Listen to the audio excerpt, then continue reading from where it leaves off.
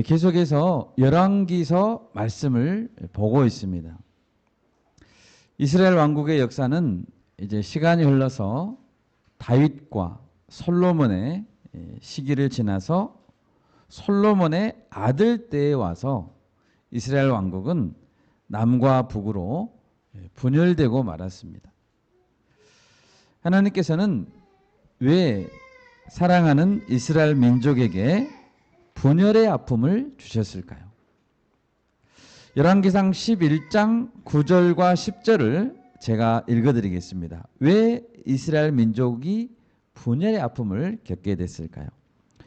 솔로몬이 마음을 돌려 이스라엘의 하나님 여호와를 떠남으로 여호와께서 그에게 진노하시니라. 여호와께서 일찍이 두 번이나 그에게 나타나시고 이 일에 대하여 명령하사 다른 신을 따르지 말라 하셨으나 그가 여호와의 명령을 지키지 않았으므로. 하나님은 정말로 솔로몬을 사랑했습니다. 그런데 솔로몬은 통치의 말기에 다른 신을 따르지 말라 하신 하나님의 명령을 지키지 않았습니다. 그래서 하나님은 솔로몬에게 내가 반드시 이 나라를 내게서 빼앗아 네 신하에게 주리라 이렇게 말씀하셨던 것입니다. 여러분, 우리는 이런 장면을 보면 한편으로는 잘 이해가 되지 않습니다. 왜냐하면 어떻게 솔로몬이 하나님의 말씀을 듣지 않을 수 있을까? 세상에서 가장 지혜롭다는 솔로몬, 성전도 너무 아름답게 만들고 성전 봉헌 기도도 멋지게 드렸죠. 여러분, 솔로몬의 아버지는 누굽니까? 솔로몬의 아버지는 다윗이에요. 여러분, 우리 아버지가 킹 데이빗 하면 얼마나 그냥 너무 멋있잖아요. 다윗의 아들. 솔로몬은 엄청난 부강한 국가를 이루었습니다. 그 당시에 은이 길거리에 있는 돌 같았다라고 기록되어 있습니다. 솔로몬은 다 가진 자였습니다. 그런데 왜 뭐가 부족해서 솔로몬은 우상을 섬겼을까요? 그 이유는 아담의 범죄 이후에 인간의 근본적인 본성이 타락했기 때문입니다. 정말로 세상에 모든 것이 다 있다고 해도 마음이 하나님으로부터 떠나면 우리는 하나님의 길을 떠납니다. 마음이 떠나면 떠납니다. 나의 본성은, 여러분 우리가 자신을 잘 알죠? 나의 본성은 자신만을 높이려 하고 불신앙적이고 게으르고 남을 미워하는 마음으로 타락해져 있습니다. 그렇기 때문에 우리는 날마다 예수님의 피 공로를 의지해서 자신을 돌아보고 자신을 말씀 앞에 쳐서 복종시켜야 하는 것입니다. 사도 바울은 고린도전서 9장에서 자신은 모든 일에 절제한다고 했습니다. 여러분, 절제라는 것이 뭔가요? 절제. 절제라는 것은 내가 누릴 수 있고 내게 정당한 권리가 있어도 자발적으로 자제하는 것이 절제입니다. 또한 바울은 목표를 향해서 앞으로 달려가고 내적인 투쟁을 감당한다고 했습니다. 여러분, 사도 바울이 얼마나 훌륭하십니까? 사도 바울처럼 훌륭한 분이 자신을 절제하고 날마다 투쟁한다. 고린도전서 9장 27절 제가 읽어드리겠습니다.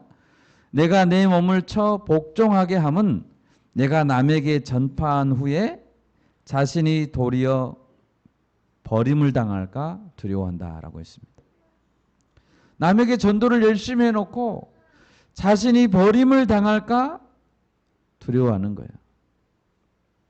여러분, 우리가 예수님을 바라보고 자신을 쳐서 복종하는 영적 싸움을 잘 감당할 수 있기를 바랍니다. 오늘 말씀에서 그렇게 살지 못했던 한 사람의 사례가 나오죠. 여로보암입니다. 그를 보면서 우리는 무엇을 조심해야 되는가? 어떻게 하나님 앞에 나아가야 하는지 잘 생각할 수 있기를 바랍니다. 오늘 말씀의 제목은 예배가 무너질 때 심판이 시작된다라는 것입니다. 여로보암은 어떤 잘못을 했을까요? 첫 번째로 여로보암은 예배를 무너뜨렸습니다. 1절을 보십시오. 어떤 한 사람이 하나님의 사람입니다. 유다에서부터 베델에 와서 여로보암 왕에게 나아갔습니다. 마침 여로보암 왕은 무엇을 하고 있었습니까? 제단 곁에 서서 분향하고 있었습니다. 제단 곁에 서서 분향하고 있었다는 것은 예배를 드린 것이죠. 그런데 그 예배는 잘못된 예배였습니다. 여로보암이 어떻게 예배를 무너뜨렸는지 보려면 앞장인 12장을 보아야 합니다. 여로보암은 북쪽 이스라엘의 왕이 된 이후로 모든 것을 자기 스스로 결정했습니다. 그리고 하나님께 절대로 묻지 않았습니다. 열왕기상 12장 26절 제가 읽겠습니다. 그의 마음에 스스로 이르기를 나라가 이제 다윗의 집으로 돌아가리로다. 그는 속으로 생각했다는 것이죠. 북쪽 사람들이 남쪽으로 내려가지 못하게 되겠다. 자기는 지금 북쪽의 왕이잖아요. 남쪽으로 내려가지 못하게 해야 되겠다. 그러려면 예루살렘 성전과 비슷하게 예배할 수 있는 것을 북쪽에도 만들어야 되겠다 생각했다는 거예요. 열왕기상 12장 28절 이에 계획하고 두 금송아지를 만들었습니다. 뭐 했다고요? 계획했다고요. 자기가 계획했어요. 열왕기상 12장 31절 그가 또 산당들을 짓고 레위 자손 아닌 보통 백성으로 제사장을 삼았다라고 했습니다. 레위 자손이 아닌 보통 제사장이에요. 원래 제사장은 레위 자손이 해야 됩니다. 32절 여덟째 달 곧 그 달 15째 날로 절기를 정하여 유다의 절기와 비슷하게 하고 자기가 절기를 정했네요. 33절 그가 자기 마음대로 정한 달 곧 여덟째 달 15째 날로 이스라엘 자손을 위하여 절기를 정하고 베델에 쌓은 제단에 올라가서 분향했다라고 했습니다. 여로보암은 혼자서 북치고 장구치고 다 했습니다. 혼자서. 그는 하나님의 법을 모두 어겼습니다. 그리고 하나님께 한 번도 묻지 않았습니다. 이스라엘 백성들의 마음을 훔치기 위해서 금송아지를 만들었습니다. 여러분 옛날이나 지금이나 돈, 금의 힘은 큰 것 같습니다. 성공과 번영을 약속하는 것은 우리의 마음을 쉽게 빼앗습니다. 여러분 예배에서는 누구만 높아져야 됩니까? 하나님만 높아져야 됩니다. 아멘입니까? 아멘. 하나님도 높여지고 다른 것들도 곁들여서 높여지면 안 됩니다. 예배는 섞이면 안 됩니다. 그런 예배는 마치 조금 부족한 예배인 것처럼 느껴질 때도 있습니다. 100점에서 조금 부족한 예배 95점 정도면 괜찮습니까? 그렇지 않습니다. 잘못된 예배는 하나님의 심판을 가져옵니다. 누룩이 섞이면 전체가 못 쓰게 됩니다. 왜 그렇습니까? 우리 신앙의 핵심은 오직 하나님을 향한 예배여야 되기 때문입니다. 여러분 하나님께서 이렇게 말씀하십니다. 너희는 나만 높여야 돼. 이렇게 말씀하십니다. 예배에서는 나만 높여져야 돼. 설교 말씀에는 다른 불순물이 섞이면 안 돼.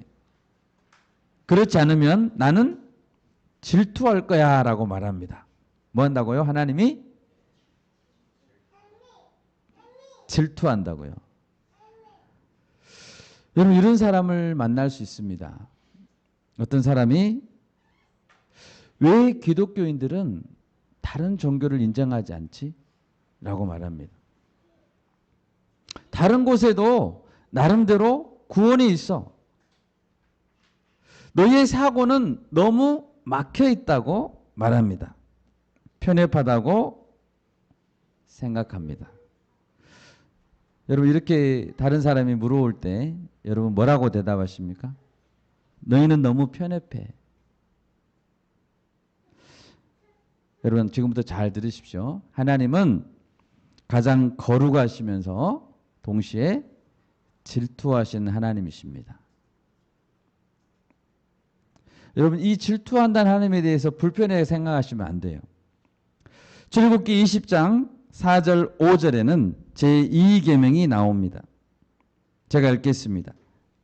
너희를 위하여 새긴 우상을 만들지 말고 또 위로 하늘에 있는 것이나 아래로 땅에 있는 것이나 땅 아래 물속에 있는 것에 어떤 형상도 만들지 말며 그것들에게 절하지 말며 그것들을 섬기지 말라. 나 내 하나님 여호와는 질투하는 하나님인즉 나를 미워하는 자의 죄를 갚되 아버지께로부터 아들에게로 3, 4대까지 이르게 하거니와. 여러분 하나님은 왜 배타적이실까요? 하나님은 왜 질투하실까요? 우리는 사회 안에서 살 때 이웃과의 관계에서 질투하면 안 됩니다. 학교에서 성적 때문에 다른 사람을 미워하면 안 됩니다. 나보다 공부 잘하는 사람 여러분 미워하시면 안 돼요. 정당한 운동 경기에서 졌다고 해서 상대 선수를 미워하거나 질투해서는 안 됩니다. 그럴 때의 질투와 시기심은 잘못된 것입니다. 그러나 질투심이 여호와 하나님과 관련될 때는 이야기가 달라집니다. 왜 하나님은 질투하실까요? 먼저 하나님은 우리를 핏값으로 사서 자기 백성으로 삼으셨고 우리를 신부로 삼으셨기 때문입니다. 하나님과 우리는 마치 부부처럼 언약의 관계로 맺어졌기 때문입니다. 여러분 결혼식 한 신부가 결혼식 다음 날에도 계속 주말에 소개팅 나가고 아무렇지도 않게 외박하고 돌아다닌다면 신랑이 가만히 있어도 됩니까? 만약 그렇게 행동하는 신부에게 질투하지 않는다면 그 신랑은 신부를 사랑하지 않습니다. 그런 신랑을 야 너는 진짜 너그럽구나. 너 정말 쿨하구나. 이렇게 칭찬해 줘야 됩니까? 아닙니다.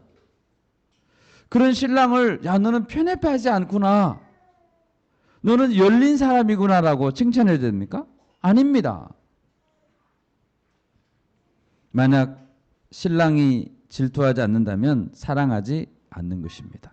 뿐만 아니라 하나님은 온 우주 만물의 창조주이십니다.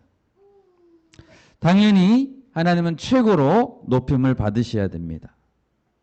이 하나님을 최고로 높이는 것이 나에게는 가장 큰 기쁨입니다.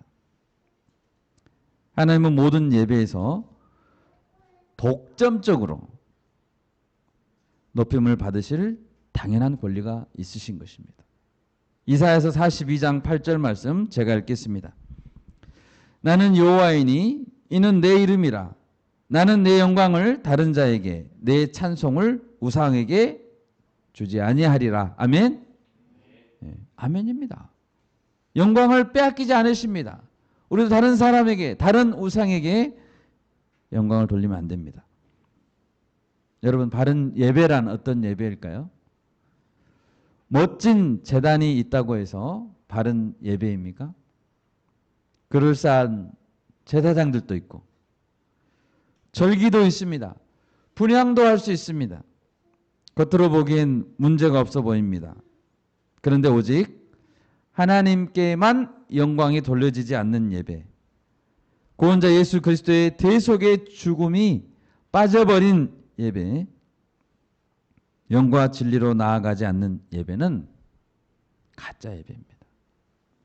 그런 예배는 조금 부족한 예배가 아니라 심판을 가져오는 예배입니다. 번제단의 제물을 받으실 그 불이 심판하는 불로 바뀔 것입니다. 우리가 바른 예배를 세워가는 공동체가 되기를 바랍니다. 두 번째로 여로보암은 하나님의 경고를 가볍게 여겼습니다. 여로보암의 잘못된 예배를 하나님은 어떻게 다루셨을까요? 1절을 보십시오. 하나님은 한 사람을 여로보암에게 보냈다고 했습니다. 여로보암의 죄에 대해서 경고했습니다. 2절을 보십시오. 하나님의 사람은 제단을 향해서 외쳤습니다. 제단아 제단아 여호와께서 이와 같이 말씀하시기를 다윗의 집에 요시아라 이름하는 아들을 낳으리니 그가 네 위에 분향하는 산당 제사장을 내 위에서 제물로 바칠 것이요 또 하나님의 사람의 뼈를 내 위에서 사르리라고 했습니다.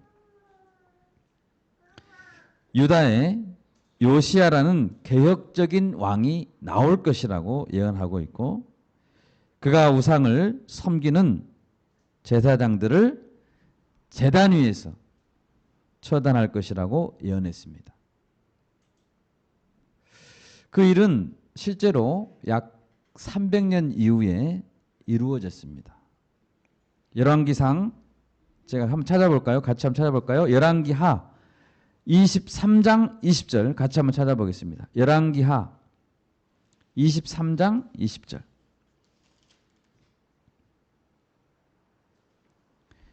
열왕기하 23장 20절 같이 한번 읽겠습니다. 또 거기 있는 산당의 제사장들을 다 제단 위에서 죽이고 사람의 해골을 제단 위에서 불사르고 예루살렘으로 돌아왔더라. 아멘. 레위 지파가 아닌 보통 사람으로 세우고 싶은 아무나 제사장들로 세운 것에 대한 심판이었습니다. 본문 3절 말씀을 보십시오. 하나님의 사람은 그 예언이 확실하게 이루어질 것이라는 징조로 제단이 갈라질 것이다 라고 예언했습니다. 재가 쏟아질 것이라고 선포했습니다. 여러분, 여로보암은 지금 분향을 드리고 있습니다. 근데 하나님의 사람이 와서 제단이 쏟아질 거야. 이렇게 이야기했다면 여로보암은 어떻게 해야 될까요? 이 경고를 듣고 하나님 잘못했습니다라고 해야 되겠죠? 분향하던 걸 멈추고 제가 뭘 잘못했을까요? 하나님 돌아봐야죠. 울면서 회개해야죠. 그런데 여로보암은 회개하기는커녕 분향하던 중에 손을 펴서 저를 잡아라 라고 했다는 거예요. 하나님의 사람을 붙잡아라. 저놈 붙잡아라 라고 했다는 거예요. 그러자 하나님은 즉시 여로보암의 편손을 마비시켜버리고 말라버리게 했습니다. 즉각적인 징계였죠. 그리고 그 제단은 징조대로 쪼개져 버렸습니다. 그리고 재가 땅으로 쏟아졌습니다. 순식간에 벌어진 놀라운 사건이었죠. 여러분, 제단 위에 번제하고 나온 재를 어떻게 처리해야 되는지 레위기 6장 10절에서 11절에 나와 있습니다. 제가 읽겠습니다. 레위기 6장 10절에서 11절입니다. 제사장은 세마포 긴 옷을 입고 세마포 속 바지로 하체를 가리고 제단 위에서 불태운 번제의 재를 가져다가 제단 곁에 두고 그 옷을 벗고 다른 옷을 입고 그 재를 진영 바깥 정결한 곳으로 가져갈 것이요 라고 했습니다. 제사장은 의복부터 단정하게 갖춰야 됩니다. 번제의 재는 일정한 곳에 두었다가 진영 바깥 정결한 곳으로 가져가서 버려야 됩니다. 버리는 곳이 따로 있습니다. 여로보암의 제단은 제단이 갈라지고 재가 쏟아짐으로 부정하게 됐습니다. 레위기에 있는 걸 지키지 못했죠. 그러므로 그 제사 전체가 무효가 된 것입니다. 무효. 그때까지 했던 제사가 무효예요. 무효. 그런데 제단이 갈라지고 재가 쏟아지는 이 상황에서, 자기 손이 말라져 버린 그 상황에서 여로보암의 반응은 더욱 우리를 당황스럽게 합니다. 그는 자신의 손이 말라버리자 갑자기 하나님의 사람을 향해서 말했습니다. 6절을 보십시오. 청하건대 너는 나를 위하여 네 하나님 여호와께 은혜를 구하여 내 손이 다시 성하게 기도해 달라고 합니다. 아니, 저놈 잡아라라고 방금 그랬잖아요. 저놈 잡아라라고 해놓고 내 손을 다시 성하게 기도해 줘라고 말하는 거예요. 여러분, 얼마나 좀 이상하게 뻔뻔합니까? 뭡니까? 너무 기회주의적이고 너무 자기중심적이죠? 네, 자기가 다 중심이에요. 자기중심. 또 여로보암 요청을 보면 너의 하나님께 구하라 그래요. 너의 하나님께. 나의 하나님이 없어요. 여로보암에게는 나의 하나님이 없고 너의 하나님께 기도해 달라고 합니다. 지금 여로보암이 뭐 하고 있었죠? 분향하고 있었잖아요. 그럼 누구의 하나님에게 분향한 거예요? 남들이 하나님께 분향한 겁니까? 내 하나님께 예배해야 되는데 나의 하나님 어디 가고 너의 하나님께 기도하라고 말하고 있냐는 거예요. 정말 안타까운 것은 왜 자신에게 심각한 상황이 닥쳤는지, 왜 제단이 깨졌는지 하나님께 묻지 않고 겉으로만 보이는 문제가 해결되면 다 괜찮다고 생각하는 거예요. 그는 하나님의 은혜로 하나님의 사람이 기도해 줬습니다. 그래서 마른 손이 성한 손이 되었어요. 자, 그러면 어떻게 해야 됩니까? 하나님께 감사 영광을 돌려야 되겠죠? 하나님, 내가 정말 잘못했군요. 하나님의 사람의 말이 맞군요. 저 사람 정말 하나님이 보내신 분이군요. 라고 기도하고 회개해야죠. 그때라도.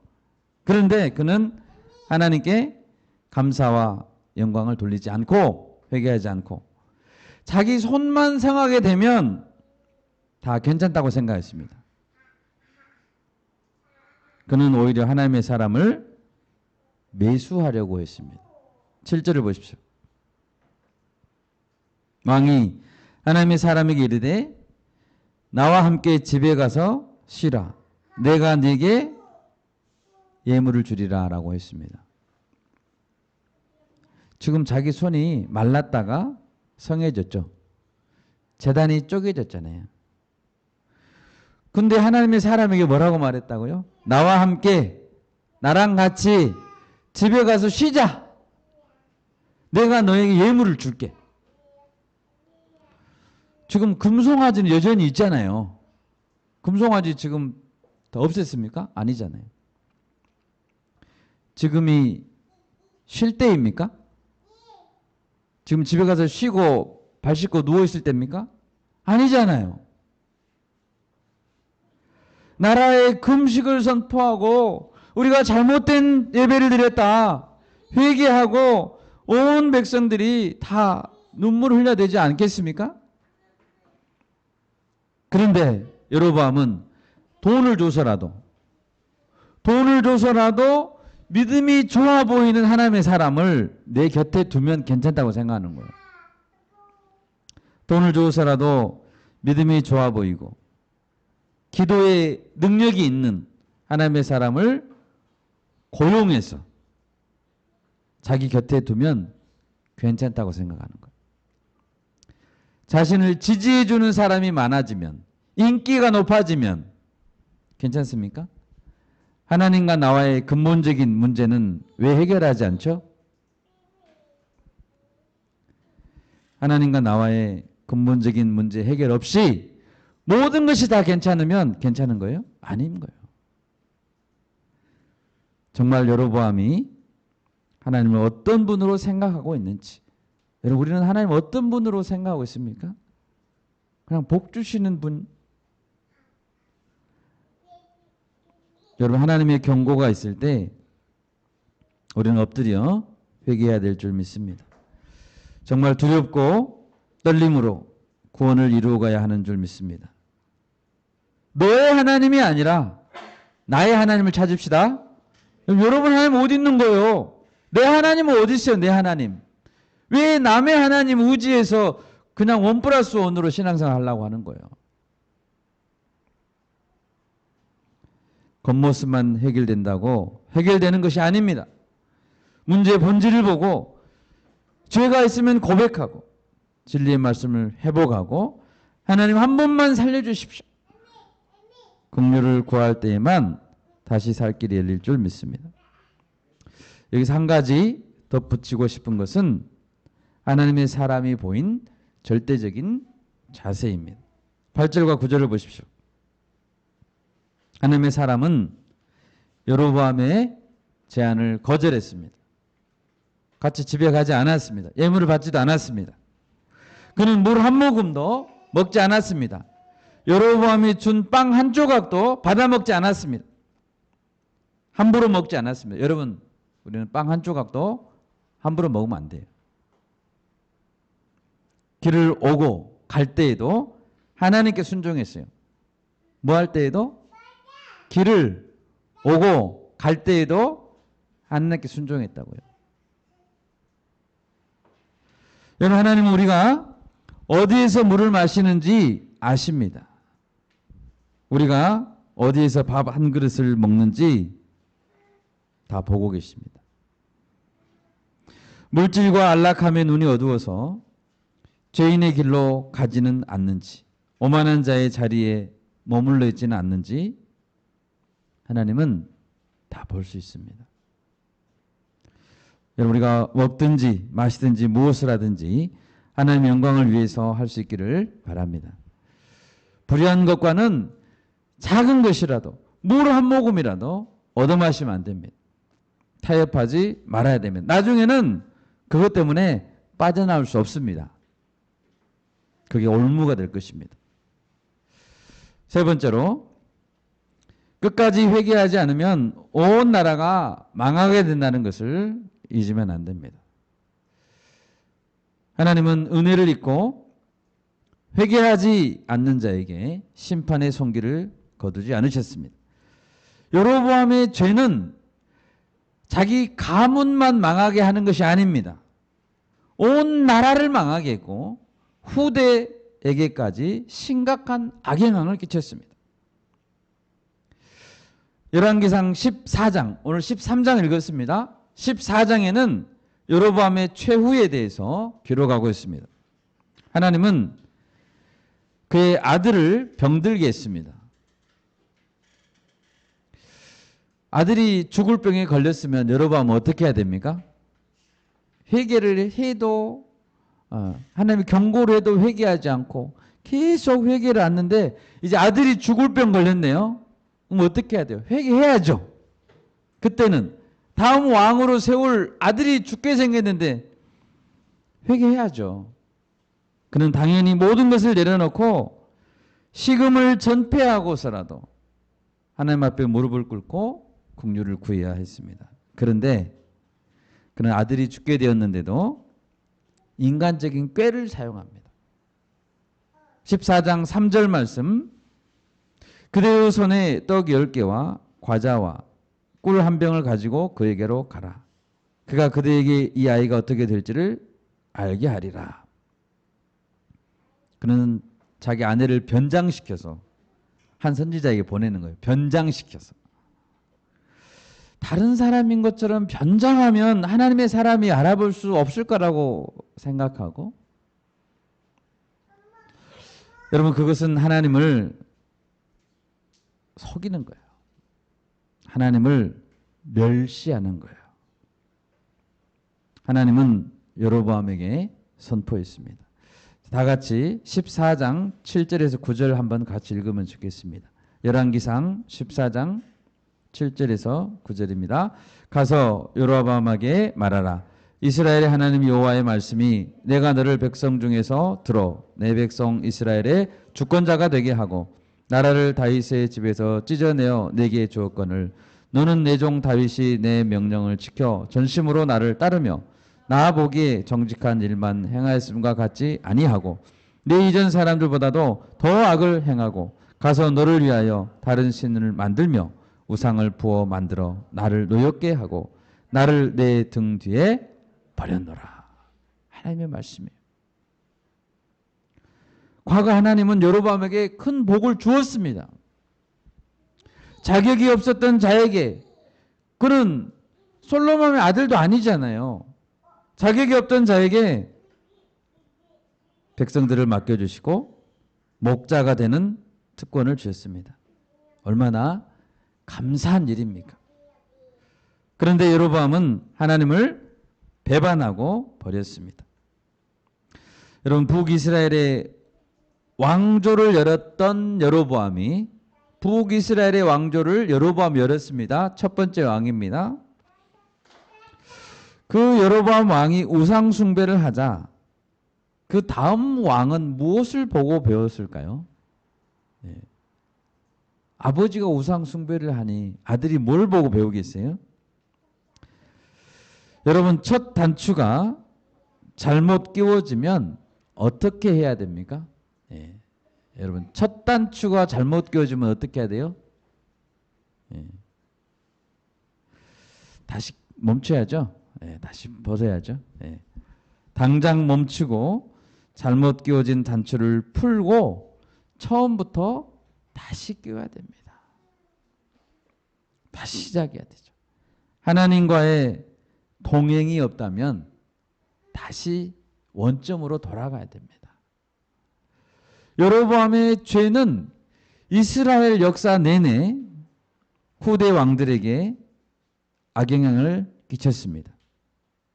열왕기상 15장 34절 제가 읽습니다. 바아사가, 왕 이름입니다. 바아사가 여호와 보시기에 악을 행하되 여로보암의 길로 행하며, 누구 길로 행했다고요? 여로보암의 길로 행했다. 그가 이스라엘에게 범하게 한 그 죄 중에 행하였더라. 열왕기상 16장에도 보면 시므리라는 왕이 나옵니다. 이 시므리라는 왕이 자기 성읍이 무너짐을 보고 왕궁에 불을 지르고 자살합니다. 왕이 자살합니다. 16장 19절. 이는 그가 여호와 보시기에 악을 행하여 범죄하였기 때문이라. 그가 여로보암의 길로 행하며, 누구 길로 행했다고요? 여로보암의 길로 행하며 그가 이스라엘에게 죄를 범하게 한 그 죄 중에 행하였더라. 여러분, 그 후로도 많은 후대의 왕들이 여로보암의 길로 행했습니다. 첫 번째 왕, 첫 번째 단추가 잘못 끼워지니까 계속 잘못 끼워졌습니다. 여로보암은 죄악된 행위의 대명사가 됐습니다. 나쁜 왕 하면 여로보암이에요. 오늘날까지도 수많은 사람들이 이렇게 말하죠. 야, 여로보암처럼 살지 말자. 그러려면 차라리 살지 말자. 저 사람처럼 살면 되겠냐? 이런 오명을 떠안게 됐다는 거예요. 여러분, 얼마나 여로보암의 이름은 저주받은 이름이 됐습니까? 여러분, 우리가 왜 하나님 앞에서 바른 신앙을 가져야 될까요? 왜 우리는 바른 예배를 드려야 되고 왜 제단을 함부로 여기면 안 될까요? 예배하는 자리를 함부로 여기면 안 됩니다. 바르지 않는 신앙은 비록 그것이 작은 누룩 같은 것이라 할지라도 나 개인의 패망은 물론이요, 공동체와 사회에 극심한 악 영향을 끼치기 때문입니다. 말씀을 맺고자 합니다. 여러분, 예배의 삶이 잘못되면 다 잘못되는 거예요. 예배를 통해 온전히 유일하신 여호와 하나님께 영광이 드려지고 예수님의 대속의 은혜만이 드러나야 됩니다. 예배에서 인간적인 모습들이 드러나고 인간의 자랑이 들어가면 심판은 시작됩니다. 하나님께서는 긍휼이 풍성하셔서 회개할 기회를 주고 있습니다. 아직은 회개하면 됩니다. 그러나 그 기회는 영원하지 않고 회복의 때는 한정되어 있습니다. 우리가 그 하나님의 긍휼하심을 잊지 말고 자신을 돌아보고 진리의 말씀 앞에서 거룩한 삶을 살 수 있기를 바랍니다. 이 말씀으로 한 주간도 승리합시다.